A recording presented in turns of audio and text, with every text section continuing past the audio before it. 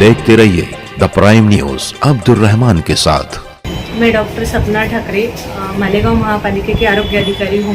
नहीं रही मालेगांव कॉरपोरेशन की हेल्थ ऑफिसर सपना ठाकरे। कल रात 10 बजे उन्होंने आखिरी सांसें ली। कैंसर जैसी मोहलक बीमारी का शिकार होकर दुनिया को उन्होंने अलविदा कह दिया। सपना ठाकरे का नाम उस वक्त ज़्यादा सुर्खियों में आया जब कोरोना महामारी का भयानक दौर शुरू हुआ और कोरोना का मनहूस साया मालेगांव शहर पर भी साया फिगन हुआ। एक के बाद एक कई अमवातें होने लगी और मरीजों की तादाद में तेज़ी से इजाफा होने लगा। ऐसे पुरआशोब और पुरखतर दौर में मालेगांव शहरियान की सेहत का जिम्मा सौंपा गया हौसलामंद बासलाहियत काबिल हेल्थ ऑफिसर सपना ठाकरे को। सपना ठाकरे ने अपनी हिकमत अमली, अपने काबिल स्टाफ की मेहनत और अहलियान शहर के ताउन से पूरी दुनिया में सबसे पहले मालेगांव में कोरोना पर फतेह पाने में कामयाबी हासिल की। सपना ठाकरे अपने काम को लेकर बेहद संजीदा थी, जिन्होंने कई प्राइमरी हेल्थ सेंटर शुरू किए। इसके अलावा उनकी निगरानी में कई मेडिकल कैंप, तिब्बी जांच, वैक्सीनेशन और कई इकदामात उठाए गए।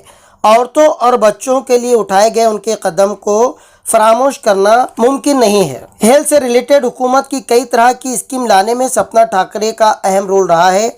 4 फरवरी को अचानक उनकी तबीयत बिगड़ने के बाद ब्लड कैंसर जैसे मोहलिक मर्ज का उन्हें और उनके अहले खाना को पता चला। तब से लगातार खराबी सेहत का वो शिकार रहीं। नासिक में कैंसर के लिए ज़रूरी केमोथेरापी के लिए भी भेजा गया, मगर 7 मार्च को अचानक उनकी तबीयत ज़्यादा बिगड़ गई। दोनों गुर्दों ने काम करना बंद कर दिया। डायलिसिस शुरू हुआ, मगर 1 महीने के अरसे में ही ये हौसलामंद खातून, जिसने पूरी दुनिया में सबसे पहले कोरोना पर फतेह पाई, जिंदगी की जंग हार गई। सपना ठाकरे की तिबी खिदमत और उनके जरिए किए गए कामों को भुला देना नामुमकिन है। यकीनन 42 साल की उम्र में उनके गुजर जाने का अफसोस उनके पति, उनके बच्चों, उनके अहले खाना, उनके हम पेशा अफराद, उनके माविनीन के अलावा शहरियान को भी होगा। दी प्राइम न्यूज़ इंडिया भी अपने दुख का इजहार करता है।